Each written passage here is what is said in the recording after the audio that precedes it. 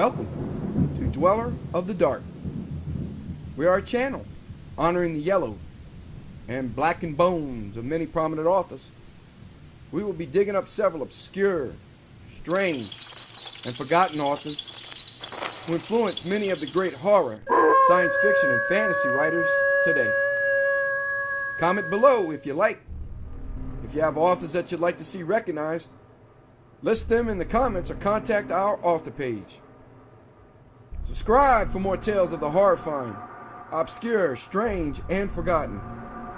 We'll have quite a collection. Climbing out of the tombs. If you like any of our tales, hit the like button below. You can find us on Facebook, Jeffrey LeBlanc Horror Writer, official website, jeffreyleblanc.com, on Amazon and Twitter.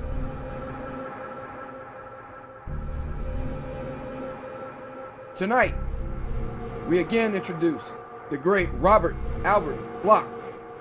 He was a fiction writer with a diverse array of stories in crime, horror, fantasy, and science fiction. Bloch is best known as the writer of Psycho, that led to Alfred Hitchcock's masterpiece, many great tales on Rod Serling's Night Gallery, and the Hammer horror film classic, The House That Dripped Blood. Robert Bloch's fondness for humor and horror was evident in puns. It can be seen in the titles of his story collections, such as Tales in a Jugular Vein, such stuff as Screams Are Made Of, and Out of the Mouths of Graves. Then, there's the classic Bloch favorite line, I have the heart of a child. I keep it in a jar on my shelf. There are hundreds of Bloch short stories and over 30 novels. Robert Bloch was one of the youngest members of the Lovecraft Circle. He corresponded often with H.P. Lovecraft and then began his professional writing career after high school graduation at the age of 17. He was a protege of H.P. Lovecraft, who was the first to seriously encourage Bloch's talent. Robert Bloch won numerous awards in writing. He won the Hugo Award for That Hellbound Train, the Bram Stoker Award, and the World Fantasy Award. Bloch also served a term as president of the Mystery Writers of America in 1970. He was a member of the Mystery Writers of America, Science Fiction Writers of America, the Writers Guild of America, the Academy of Motion Picture Arts and Sciences, and the Count Dracula Society.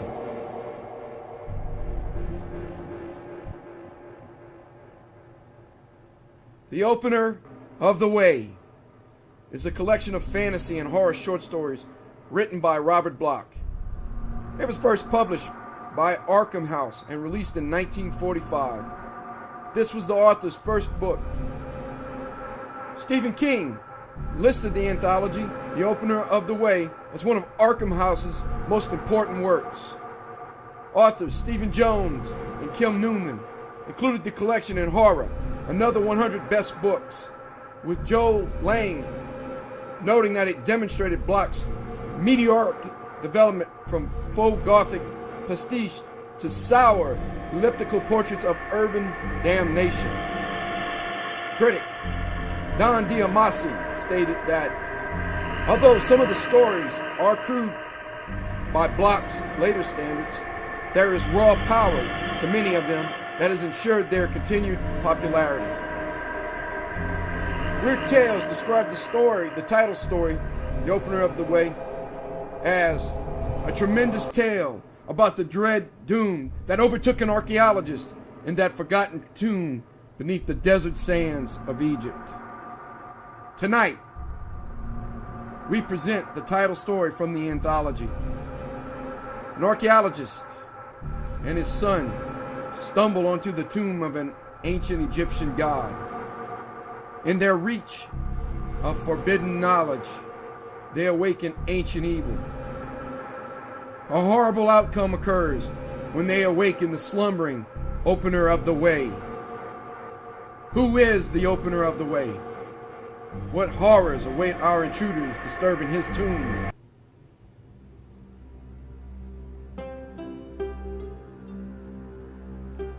The Opener of the Way by Robert Bloch.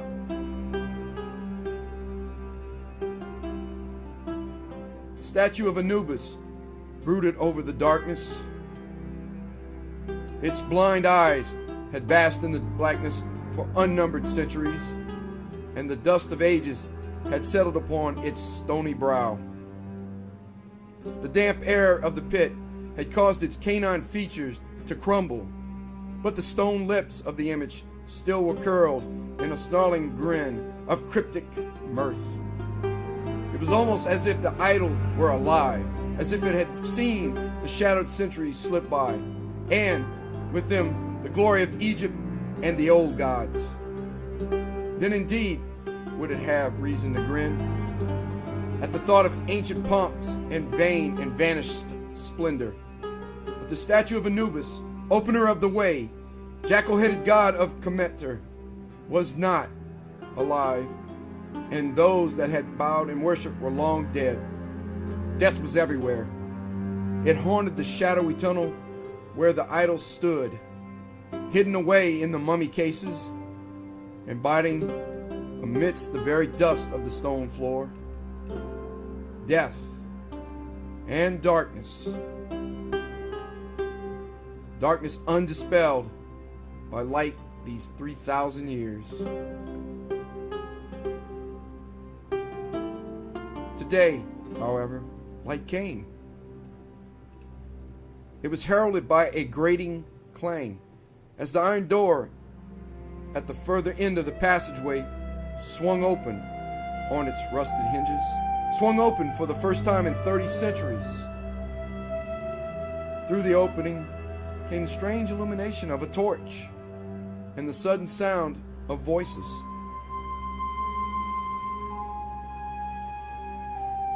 There was something indescribably eerie about the event. 3,000 years, no light had shone in these black and buried vaults.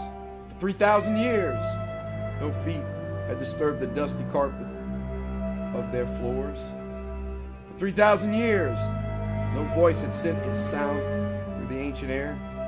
The last light had come from a sacred torch in the hand of a priest of Bast. The last feet to violate the dust had been encased in Egyptian sandals.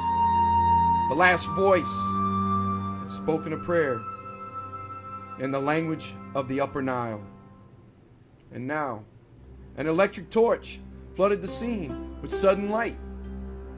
Booted feet stamped noisily across the floor, and an English voice gave vent to fervent profanity. In the torchlight, the bearer of the illumination was revealed. He was a tall, thin man, with a face as wrinkled as the papyrus parchment he clutched nervously in his left hand.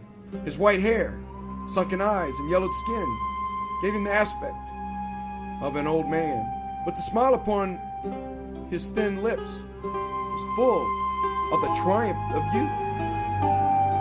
Close behind him crowded another, a younger replica of the first. It was he who had sworn. For the love of God, Father, we've made it. Yes, my boy, so we have. Look, there's the statue, just as the map showed. The two men stepped softly in the dust-strewn passage and halted directly in front of the idol. Sir Ronald Barton, the bearer of the light, held it aloft to inspect the figure of the god more closely. Peter Barton stood at his side, eyes following his father's gaze. For a long moment, the invaders scrutinized the guardian of the tomb they had violated. It was a strange moment there in the underground burrow, a moment that spanned eternity as the old confronted the new. If the idol had been given the gift of sight, he might have contrasted these white-skinned, smartly accoutred intruders with the masked and dusky priests of olden days. But Anubis could not see. The god merely grinned in chimeric glee, with stone teeth bared in a century smile. But the two men gazed up at the eidolon in astonishment and awe. The colossal figure of the jackal god dominated the dim passage, and its weathered form still held vestiges of imposing grandeur and inexplicable menace. The sudden influx of outer air from the open door had swept the idol's body free of dust, and the intruders scrutinized its gleaming form with a certain vague unease. 12 feet tall was Anubis, a man-like figure, with the dog face of a jackal upon massive shoulders. The arms of the statue were held forth in an attitude of warning, as if endeavoring to repel the passage of outsiders. This was peculiar, for to all its intents and purposes, the guardian figure had nothing behind it but a narrow niche in the wall.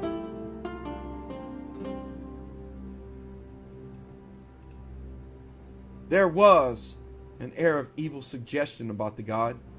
However, a hint of bestial humanity in its body, which seemed to hide a secret, sentient life. The knowing smile on the carven countenance seemed cynically alive. The eyes, though stony, held a strange and disturbing awareness. It was as though the statue were alive, or rather, as though it were merely a stone cloak that harbored life. The two explorers sensed this without speaking, and for a long minute they contemplated the opener of the way uneasily. Then, with a sudden start, the older man resumed his customary briskness of manner. Well, son, let's not stand here gawking at this thing all day. We have plenty to do yet. The biggest task remains. Have you looked at the map? Yes, father. The young man's voice was not nearly as loud or as firm as Sir Roland's. He did not like the mephitic air of the stone passageway. He did not care for the stench that seemed to spawn in the shadows of the corners. He was acutely aware of the fact that he and his father were in a hidden tomb, 700 feet below the desert sands. A secret tomb that had lain unopened for 30 creeping centuries. And he could not help but remember the curse. For there was a curse on the place. Indeed, it was that which had led to its discovery. Sir Ronald had found it in the excavation of the 9th pyramid, the moldering papyrus parchment, which held the key to a secret way. How he had smuggled it past the heads of the expedition, nobody can say, but he had managed the task somehow. After all, he was not wholly to be blamed, though the theft of expeditionary trophies is a serious offense. But for 20 years, Sir Ronald Barton had combed the deserts, uncovered sacred relics, deciphered hieroglyphs, and disinterred mummies, statues, ancient furniture, or precious stones. He had unearthed untold wealth and incredibly valuable manuscripts for his government. Yet, he was still a poor man and had never been rewarded by becoming head of an expedition of his own. Who can blame him if he took that one misstep, which he knew would lead him to fame and fortune at last? Besides, he was getting older. And after a score of years in Egypt, all archaeologists are a little mad. There's something about the sullen sun overhead that paralyzes the brains of men as they ferret in the sand, digging in unhallowed ruins. Something about the damp, dark stillness underground in temple vaults that chills the soul. It's not good to look upon the old gods in the places where they still rule. For cat-headed Bubastis, serpented Set, and evil Amun-Ra frowned down as sullen guardians in the purple pylons before the pyramids. Over all is an air of forbidden things, long dead, and it creeps into the blood. Sir Ronald had dabbled in sorcery a bit, so perhaps it affected him more strongly than the rest. At any rate, he stole the parchment. It had been penned by a priest of ancient Egypt, but the priest had not been a holy man. No man could write as he had written without violating his vows. It was a dreadful thing, that manuscript, steeped in sorcery and hideous with half-hinted horrors. The enchanter who had written it alluded to gods far older than those he worshipped. There was mention of the demon messenger and the Black Temple, coupled with the secret myth and legend cycles of pre-Adamite days. For just as the Christian religion has its Black Mass, just as every sect has its hidden devil worship, the Egyptians knew their own darker gods. The names of these accursed ones were set forth, together with the orisons necessary for their invocation. Shocking and blasphemous statements abounded in the text, threats against the reigning religion, and terrible curses upon the people who upheld it. Perhaps that is why Sir Ronald found it buried with the mummy of the priest. Its discoverers had not dared to destroy it because of the doom which might befall them. They had their way of vengeance, though, because the mummy of the priest was found without arms, legs, or eyes, and these were not lost through decay. Sir Ronald, though he found the above-mentioned portions of the parchment intensely interesting, was much more impressed by the last page.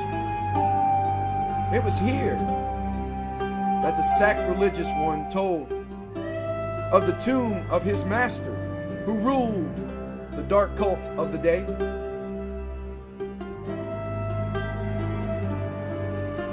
There was a map, a chart, and certain directions. These had not been written in Egyptian, but in the cuneiform hieroglyphy of Chaldea. Doubtless, that is why the old avenging priest had not sought out the spot for themselves to destroy it. They were probably unfamiliar with the language, unless they were kept away by fear of the curse. Peter Barton still remembered that night in Cairo, when he and his father had read it in translation. He recalled the avid gleam in Sir Ronald's glittering eyes, the tremulous depth in his guttural voice.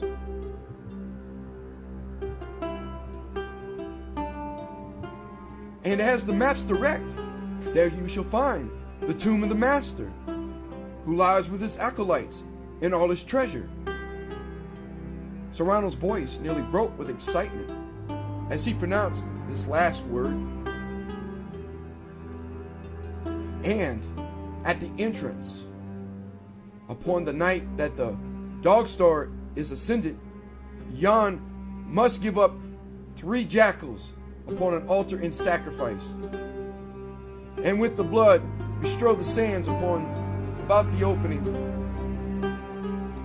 Then the bats shall descend, that they may have feasting, and carry their glad tidings of blood to Father Set in the underworld. Superstitious rigmarole, young Peter had exclaimed. Don't scoff, son, Sir Ronald advised. I could give you reasons for what it says above and make you understand, but I am afraid that the truth would disturb you unnecessarily. Peter had stayed silent while his father read on. Upon descending into the outer passageway, you will find the door set with the symbol of the master who waits within. Grasp the symbol by the 7th tongue in the 7th head, and with a knife remove it. Then shall the barrier give way, and the gate to the tomb be yours. 33 are the steps along the inner passage, and there stands the statue of Anubis, opener of the way. Anubis? But isn't he a regular Egyptian deity? A recognized one? Peter broke in. His father answered from the manuscript itself. For Lord Anubis holds the keys to life and death. He guards cryptic Carnator, and none shall pass the veil without consent. Some there are who deem the jackal god to be a friend of those who rule, but he is not. Anubis stands in shadows, for he is the keeper of mysteries. In olden days, for which there is no number, it is written that Lord Anubis revealed himself to men, and he, who then was master, fashioned the first image of the god in his true likeness. Such is the image that you will find at the end of the inner passageway, the first true image of the opener of the way. Astounding, Peter had muttered. Think what it means if this is true. Imagine finding the original statue of the god. His father merely smiled, a trifle wanly, Peter thought. There are ways in which the first image differs from the rest, said the manuscript. These ways are not good for men to know. So, the first likeness is hidden by the masters through the ages and worshipped according to its demands. Now that our enemies, may their souls and vitals rot, have dared profane the rites, the master saw fit to hide the image and bury it with him when he died. Sir Ronald's voice quivered as he read the next few lines. But Anubis does not stand at the head of the inner passage for this reason alone. He is truly called the opener of the way, and without his help, none may pass to the tomb within. Here, the older man stopped completely for a moment. What's the matter? Inquired Peter impatiently. I suppose there's another silly ritual involving the statue of the god, eh? His father did not answer, but read on to himself silently. Peter noticed that Sir Ronald's hands trembled as he held the parchment, and when the older man looked up at last, his face was very pale.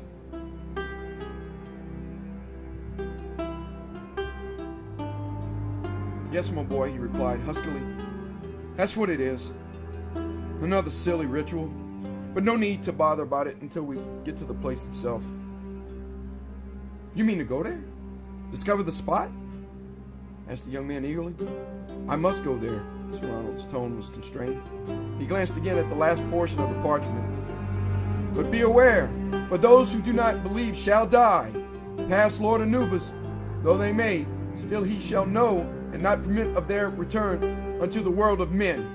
For the eidolon of Anubis is a very strange one, indeed, and holds a secret soul.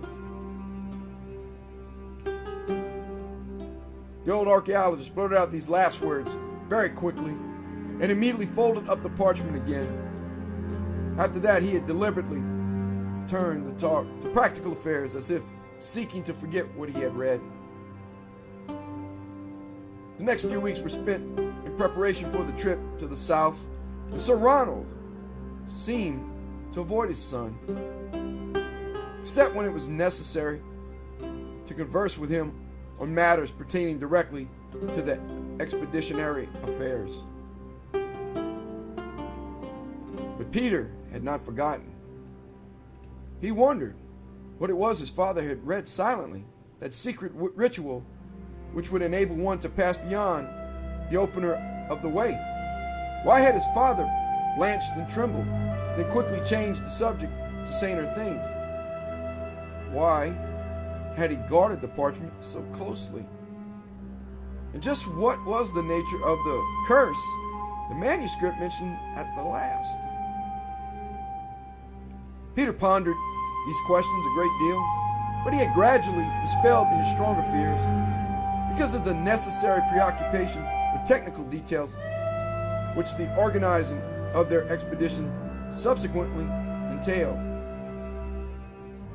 Not until he and his father were actually in the desert did his misgivings return, but then they plagued him mightily.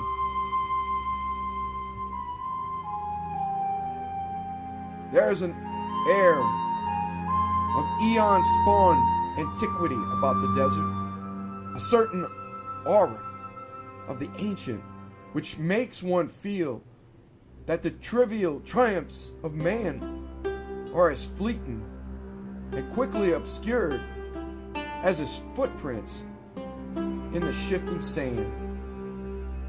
In such places, there descends upon the soul a sphinx-like brooding, a somber soliloquies rise, unrepressed, to rule the mind.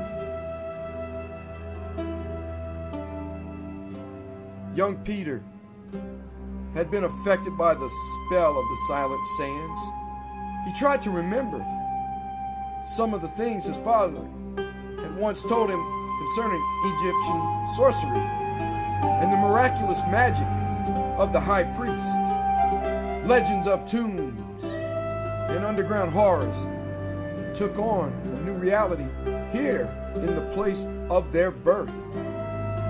Peter Barton knew personally many men who had believed in the potency of curses, and some of them had died strangely. There was the Tutankhamun affair, and the Pot Temple scandal, and the terrible rumors concerning the end of that unsavory adventurer, Dr. Stugash. At night, under the spying stars, he would recall these and similar tales, then shudder anew at the thought of what might lie before him. When Sir Ronald had made camp at the spot designated by the map, there had been new and more concrete terrors. That first night, Sir Ronald had gone off alone into the hills behind the tent. He bore with him a white goat and a sharp knife. His son, following, had come upon the old man after a deed had been done, so that the sand had been given to drink. The goat's blood shone horribly in the moonlight, and there was a red glare of corresponding violence in the slayer's eyes. Peter had not made his presence known, for he did not deem it wise to interrupt his father while the old man was muttering those outlandish Egyptian phrases to a mocking moon. indeed. Peter was more than a little afraid of Sir Ronald, else he would have attempted to dissuade him from continuing the expedition. There was something in Sir Ronald's manner which hinted at a mad, unthwartable determination. It was that which made Peter keep silent. That withheld him from bluntly asking his father the true details about the parchment's mysterious curse.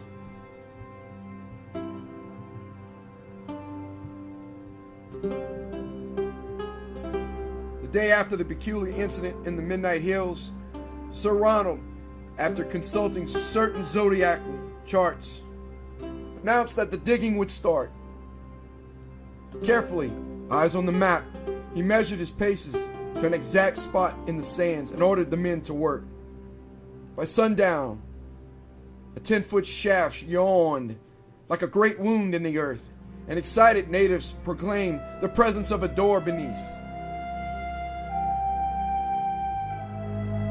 Sir Ronald rewarded them with spirit sufficient to plunge them all into a comatose slumber long before midnight. Then he opened the crates where the jackals were kept. Peter assisted him in this task, but reluctantly.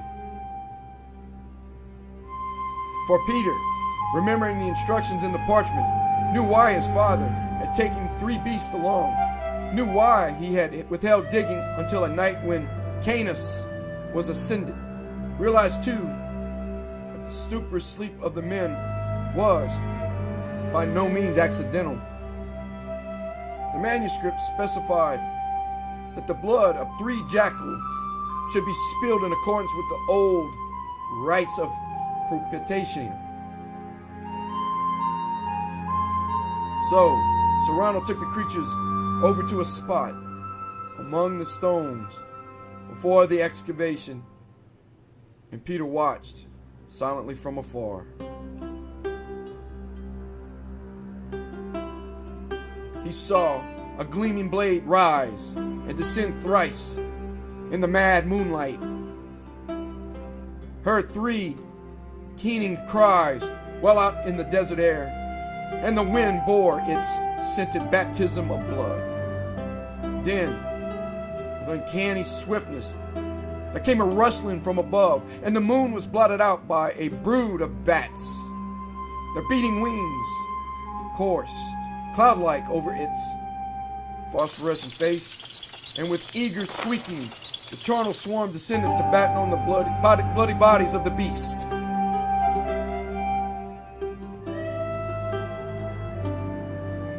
That terrible scurrying and tittering, coupled with a gust of ghoulish stench, made Peter reel with uncontrollable nausea. He had turned hastily away, and not before his eyes were assailed by the sight of Sir Ronald Barton crouching obscenely over the jackals, his face and body nearly obscured by a swarm of circling bats. On his face, there was a hideous smile, and with his knife he was digging chunks of raw flesh from the carcasses beneath him, chunks of raw flesh, which he held in outstretched hands, feeding the scavenger bats as they flew. And when he bit and nuzzled at one of the bodies with his own teeth, Peter ran sobbing to his tent, only to spend the rest of the night in torpid dreams.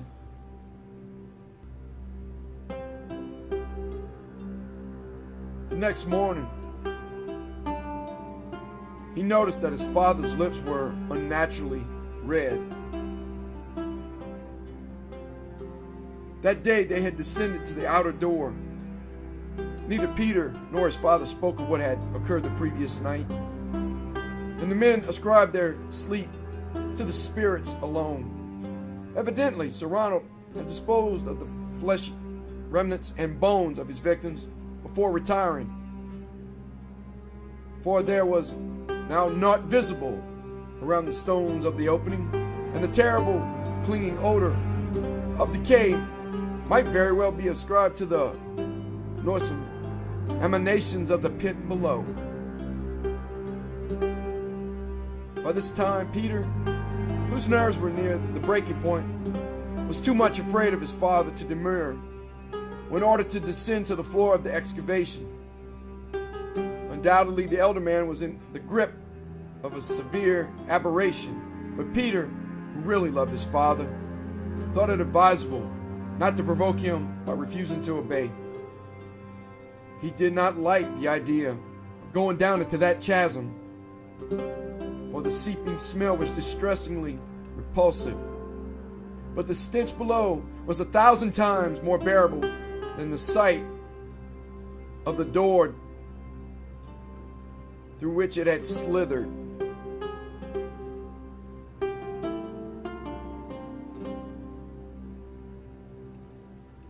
This evidently was the door to the outer passageway that the manuscript had mentioned. All at once, Peter knew what was meant by the allusion to the seventh tongue in the seventh head, and wished that the meaning had remained obscure, forever obscured from his brain. For the door was set with a silver symbol, framed in the familiar iconography of Egyptological lore.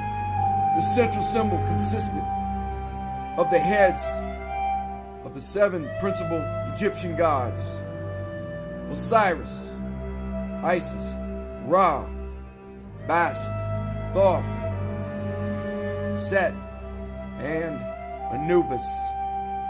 But the horror lay in the fact that all 7 heads protruded from a common body, and it was not the body of any god heretofore known in myth. It was not anthropomorphic, that figure.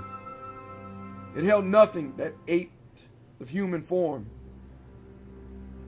And Peter could recall no parallel in all the Egyptian cosmology or pantheon which could be remotely construed to resemble this utterly alien horror.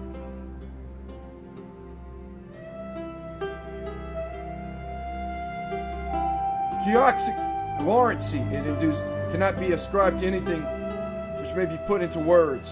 The sight of it seemed to send little tentacles of terror through Peter's eyes, tiny tentacles that took root in his brain to drain it dry of all feeling save frantic fear. Part of this may have been due to the fact that the body appeared to be constantly changing, melting that is, from one indescribable shape to another. When viewed from a certain angle, the form was that of a Medusa-like mass of serpents. Second gaze revealed that the thing was a glistening array of vampiric flowers with gilded protoplasmic petals that seemed to weave in blob-like thirst for blood. A third scrutiny made, it appeared that the formless mass was nothing but a chaotic jumble of silver skulls. At another time, it seemed to hold a certain hidden pattern of the cosmos, stars and planets, so compressed as to hint at the enormity of all space beyond. What devilish craft could produce such a baffling nightmare composite? Peter could not say, and he did not like to imagine that the insane thing was the pattern of any human artist. He fancied that there was some sinister implication of allegorical significance about the door, that the heads set on the background of that baffling body were somehow symbolic of a secret horror which rules beyond all human gods. But the more he looked, the more his mind became absorbed in the intricate silvery maze of design. It was compelling, hypnotic. Glimpsing, it was like pondering upon the meaning of life. Pondering in that awful way that drives philosophers mad. From this beguilement, Peter was roughly awakened by his father's voice. He had been very curt and abrupt all morning. Now his words were fraught with an unmistakable eagerness. It's the place, all right. The door of the parchment. Now I know what Prynne must have meant in his chapter of the Saracenic rituals. The part where he spoke of the symbols on the gate. We must photograph this after we finish.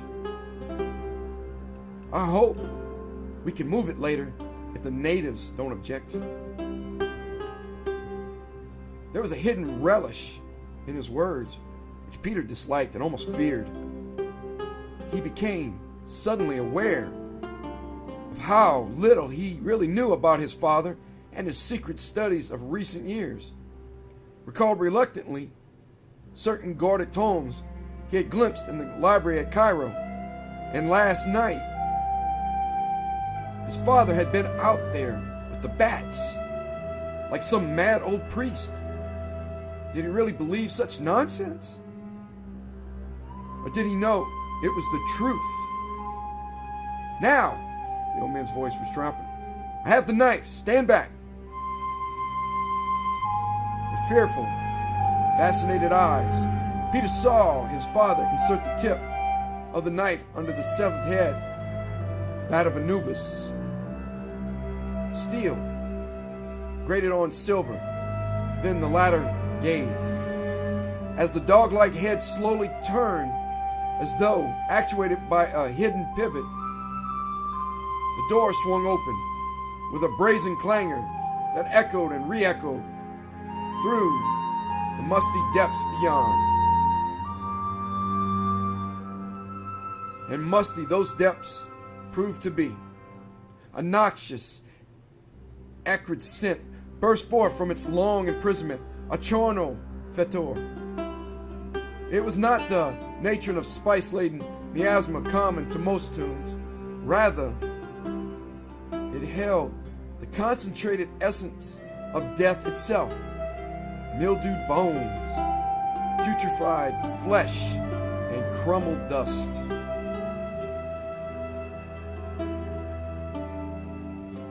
Once the first strength of the gaseous vapor had abated, Serrano immediately stepped inside. He was followed, though much less quickly, by his son. The 33 sloping steps along the corridor were traversed as the manuscript had foretold. Then, lantern in hand, the old man was confronted by the enigmatic eidolon of Anubis.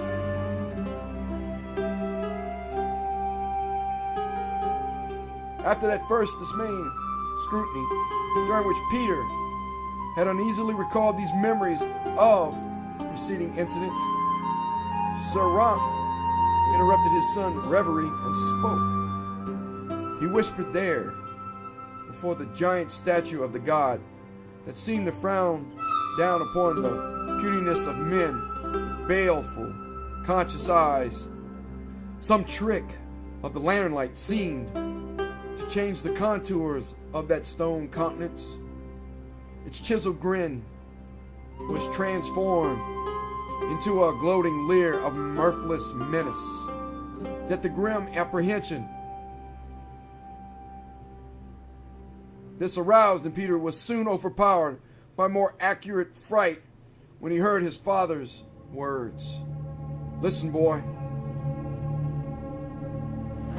I did not tell you all that the parchment revealed to me that night. You remember, there was a part I read only to myself. Well, I had reasons for not letting you know the rest then. You would not have understood. And probably would have refused to come here with me. I needed you too much to risk that. You don't know what this moment means to me, son. For years I've worked and studied in secret over things which others scoff at as superstitious fancies. I believe, however, and I have learned, there are always lurking truths behind every forgotten religion, distorted facts which can be rationalized into new concepts of of reality. I've been on the trail of something like this for a long time. I knew that if I could discover a tomb like this, it must surely contain proofs which would convince the world there are probably mummies within, the bodies of this cult's secret leaders. That's not what I'm after, though. It's the knowledge that's buried with them. The papyrus manuscripts that hold forbidden secrets. Wisdom the world has never known. Wisdom and power. Sir Ronald's voice was shrill with unnatural excitement. Power! I have read about the inner circles of the Black Temple and the cult that ruled by those designated as masters in this parchment. They were not ordinary priests of magic. They had trafficking with entities from outside human spheres. Their curses were feared and their wishes respected. Why? Because of what they knew. I tell you, in this tomb, we may find secrets that can give us mastery over half the world. Death rays and insidious poisons, old books and potent spells whose efficacy may bring a renaissance of primal gods again. Think of it. One could control governments, rule kingdoms, destroy enemies with that knowledge. And there will be jewels, wealth, and riches undreamt of, the treasure of 1,000 thrones. He is quite mad, Peter thought for a moment. He entertained a frantic impulse to turn and run back through the corridor. He wanted to see the sanity of the sun overhead and feel a breath of air on his brow that was not dust polluted by dead centuries. But the old man grasped him by the shoulders as he mumbled on, and Peter was forced to remain. You don't understand, I see. Perhaps it's for the best, but no matter. I know what I'm about. You will too. After I do what is necessary, I must tell you now what the parchment said, that portion of which I did not read aloud. Some inner instinct screamed silent warnings in Peter's brain. He must get away. He must. But his father's grip was firm, though his voice trembled. The part I refer to is that which tells one how to get past the statue and into the tomb itself. No, nothing can be discovered by looking at the thing. There's no secret passage behind it. No levers concealed in the body of the god. The master and his acolytes were cleverer than that.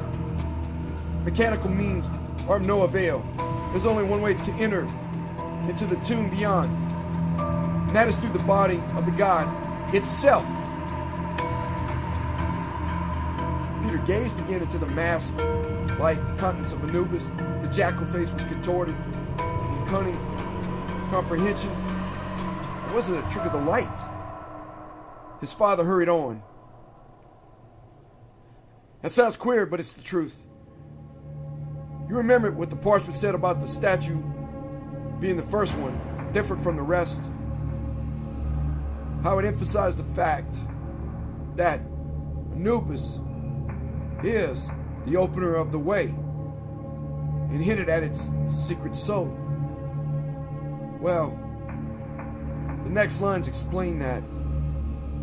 It seems that the figure can turn upon a pivot and open a space behind it into the tomb, but only when the idol is animated by a human consciousness. They were all mad, Peter knew. He, his father, the old priest, and the statue itself, all insane entities in a world of chaos.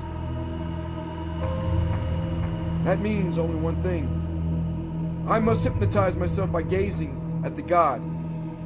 Hypnotize myself until my soul enters into body and opens the way beyond. Peter's blood was frozen ice in his veins. It's not so a bizarre conception, added that. The yogists believe that in their trances they incarnate themselves with the Godhead. The self-hypnotic state is a religious manifestation among all races. And mesmerism is a scientific truth, a truth known and practiced thousands of years before psychology was postulated as an organized study. These priests evidently knew the principle. So, that is what I must do. Hypnotize myself so that my soul or consciousness enters the image. Then I shall be able to open the tomb behind. But the curse, Peter muttered, finding his voice at last. You know what it says about a curse on unbelievers. Something about Lord Anubis being a guardian, as well as an opener of the way. What about that? Sheer humbug. Sir Ronald's tone was fanatically firm. That was merely inserted to frighten off tomb looters. At any rate, I must risk it. All you need do is wait. Once I pass into a trance, the statue will move and the passage beyond will be disclosed. Enter it immediately. Then give me my body a good shake to break the coma and I'll be all right again.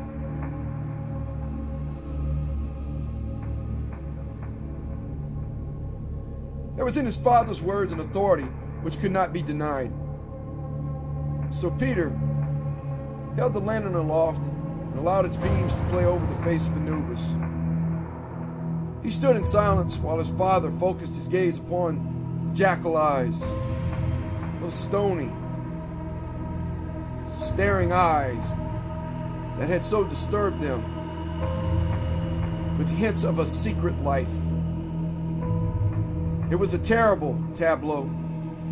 The two men, the 12-foot god, confronting each other in a black vault beneath the earth. Sir Ronald's lips moved in fragments of ancient Egyptian prayers. His eyes were fixed upon a nimbus of light that had settled about the canine forehead. Gradually, his stare became glassy.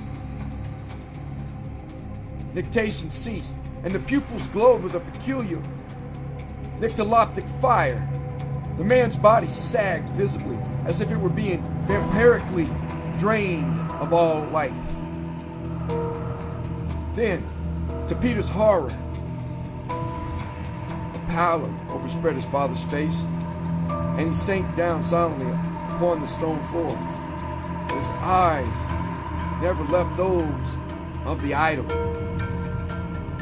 Peter's left arm, which held the lantern aloft, was seized with a spasmodic convulsion of utter fright. Minutes sped away in silence. Time has no meaning in a place of death. Peter could not think. He had seen his father practice self-hypnosis before, with mirrors and lights. He knew it was perfectly harmless in the hands of a skilled adept, but this was different. Could he enter the body of an Egyptian god? And if he did, what of the curse? These two questions reverberated like tiny voices somewhere in his being. But they were engulfed by overpowering fear. His fear rose to a mad crescendo as Peter saw the change occur. All at once, his father's eyes flickered like dying fires, and consciousness went out. But the eyes of the god, the eyes of Anubis, were no longer stone. The Cyclopean statue was alive. His father had been right. He had done it, hypnotized his consciousness into the body of the idol. Peter gasped as a sudden thought slithered into his brain. If his father's theory had been correct so far, then what about the rest? He had said that once inside the figure, his soul would direct it to open the way. But nothing was happening. What was wrong? The panic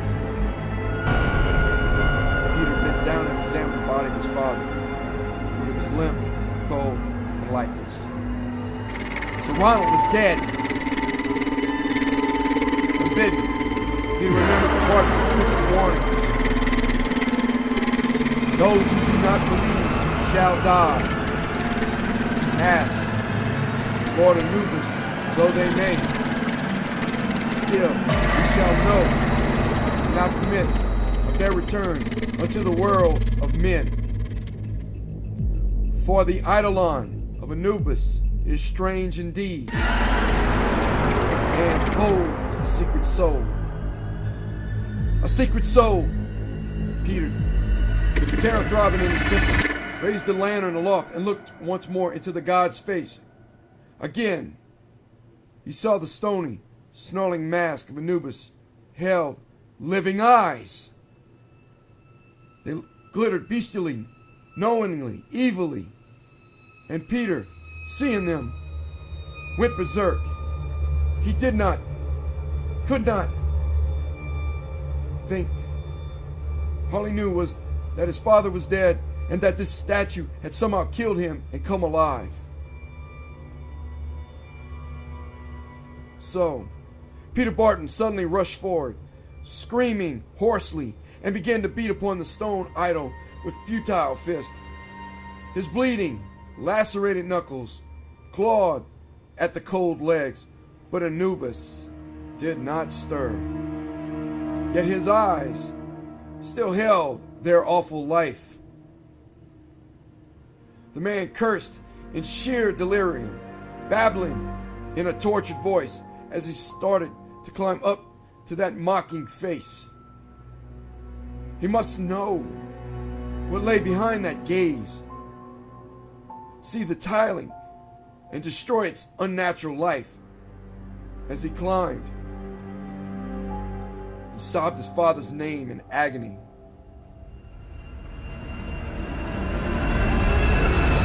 How long it took him to reach the top, he never knew. The last minutes were merely a red blur of nightmare frenzy. When he recovered his senses, he was clinging precariously to the statue's neck, his feet braced on the belly of the image, and he was still staring into those dreadful, living eyes. But even as he gazed, the whole face was twisting into a suddenly ghastly life. The lips drew back into a cavern of cackling mirth, and the fangs of Anubis were bared in terrible, avid lust. The arms of the god crushed him in a stone embrace. The clawed-like fingers tightened about his quivering, constricted throat. The gaping muzzle ravened as stone teeth sank jackal-like into his neck. Thus, he met his doom.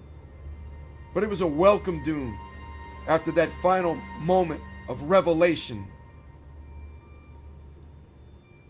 The natives found Peter's bloodless body, lying crushed and crumpled at the idol's feet, lying before the statue of Anubis like a sacrifice of olden days. His father was beside him, and he too was dead.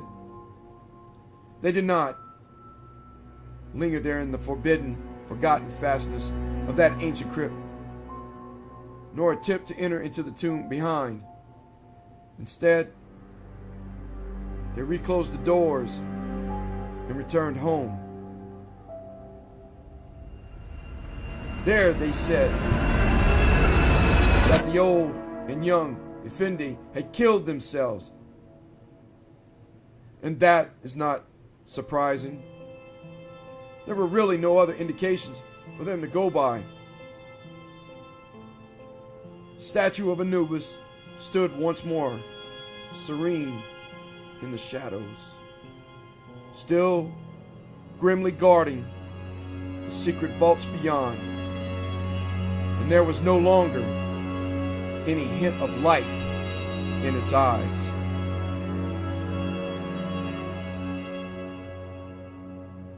And so there is none who knows what Peter Barton knew just before he died. None to know that as Peter went down into death, he stared upward and beheld the revelation which made that death a welcome deliverance.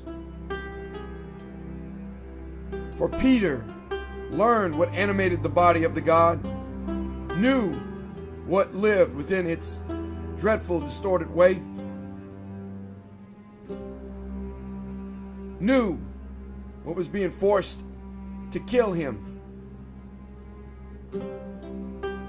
Because as he died, he gazed at last into the living stone face of Anubis, the living stone face that held his father's tortured eyes.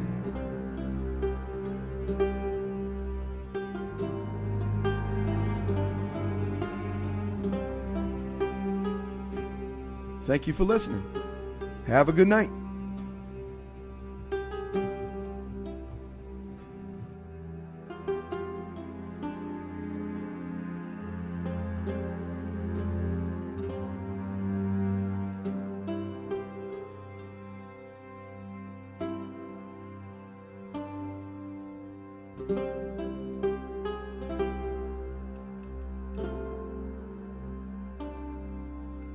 you